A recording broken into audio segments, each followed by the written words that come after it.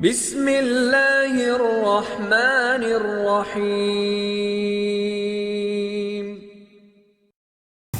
آج کس قصے کی بات ہونی ہے؟ میٹھے میٹھے اسلامی بھائیو، آج تخلیق آدم علیہ نبینا علیہ الصلوۃ والسلام پر انشاءاللہ مدنی پھول حاصل کریں گے۔ حضرت آدم علیہ الصلوۃ والسلام کی نہ ماں ہے نہ باپ، بلکہ اللہ تعالیٰ نے ان کو مٹی سے بنایا ہے۔ چنانچہ روایت ہے کہ جب خداوند قدوس عز و جل نے آپ کو پیدا کرنے کا ارادہ فرمایا تو حضرت اسرائیل علیہ السلام کو حکم دیا کہ زمین سے ایک مٹھی مٹی لائیں۔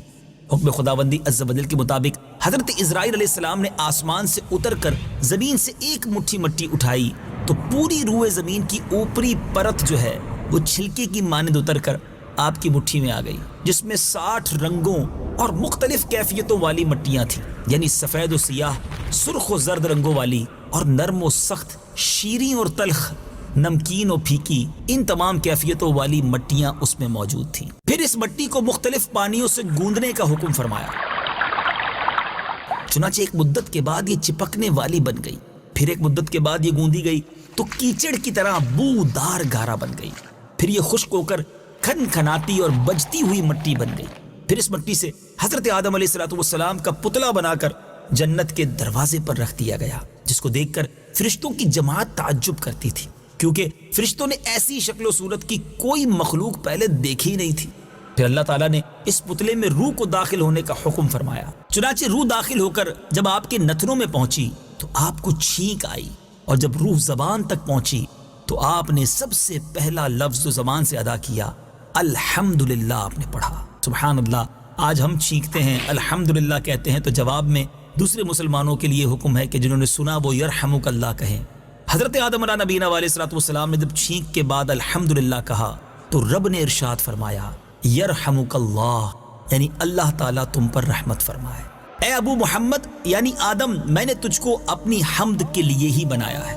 پھر رفتہ رفتہ پورے بدن میں روح پہنچی اور آپ زندہ ہو کر اٹھ کھڑے ہوئے۔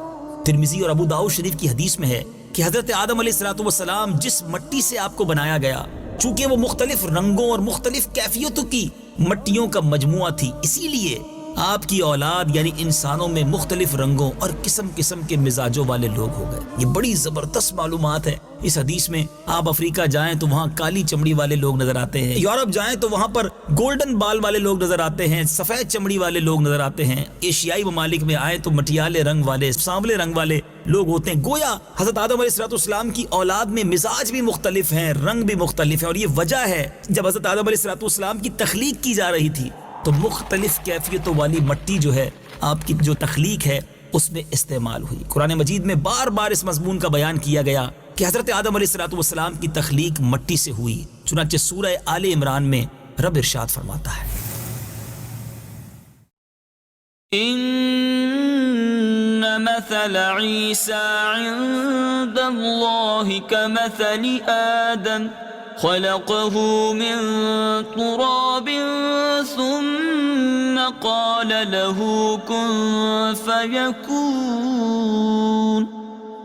ترجمہ، بے شک عیسیٰ کی مثال اللہ کے نزدیک آدم کی طرح ہے، جسے اللہ نے مٹی سے بنایا، پھر اسے فرمایا ہو جا تو وہ فوراً ہو گیا۔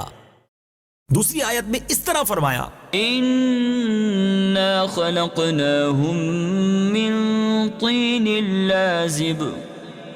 ترجمہ، بے شک ہم نے انہیں چپکنے والی مٹی سے بنایا، اور کہیں یہ فرمایا وَلَقَدْ خَلَقْنَا الْإِنسَانَ مِنْ صَلْصَالٍ مِّنْ حَمَإٍ مَسْنُونٍ۔ ترجمہ، اور بے شک ہم نے انسان کو خشک بجتی ہوئی مٹی سے بنایا جو ایسے سیاہ گارے کی تھی جس سے بو آتی تھی۔ تو اے میرے میٹھے اسلامی بھائیوں، جب حضرت آدم علیہ السلام کو رب عز و جل نے بہشت میں رہنے کا حکم دیا، جنت میں رہنے کا حکم دیا، تو آپ جنت میں تنہائی کی وجہ سے کچھ ملول، کچھ افسردہ ہوئے۔ اللہ تعالیٰ نے آپ پر نیند کا غلبہ فرمایا اور آپ گہری نیند سو گئے، تو نیند ہی کی حالت میں آپ کی بائیں پسلی سے اللہ تعالیٰ نے حضرت حوا رضی اللہ تعالیٰ عنہا کو پیدا فرمایا۔ جب آپ نیند سے بیدار ہوئے تو یہ دیکھ کر حیران رہ گئے کہ ایک نہایت ہی خوبصورت اور حسین و جمیل عورت آپ کے پاس بیٹھی ہوئی ہے۔ آپ نے ان سے فرمایا کہ تم کون ہو اور کس لیے یہاں آئی ہو؟ تو حضرت حوا رضی اللہ تعالی عنہا نے جواب دیا کہ میں آپ کی بیوی ہوں اور اللہ تعالیٰ نے مجھے اس لیے پیدا فرمایا ہے کہ آپ کو مجھ سے انس اور سکون قلب حاصل ہو، مجھے آپ سے انسیت اور تسکین ملے اور ہم دونوں ایک دوسرے سے مل کر خوش رہیں اور پیار و محبت کے ساتھ زندگی بسر کریں اور اللہ عز و جل کی نعمتوں کا شکر ادا کرتے رہیں۔ قرآن مجید میں چند مقامات پر اللہ تعالیٰ نے حضرت حوا رضی اللہ تعالی عنہا کے بارے میں جو ارشاد فرمایا اس میں سے ایک آیت سنتے ہیں۔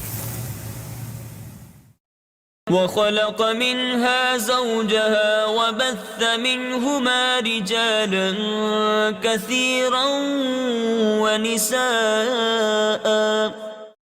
ترجمہ، اور اسی میں سے اس کا جوڑا پیدا کیا اور ان دونوں سے کثرت سے مرد و عورت پھیلا دیے۔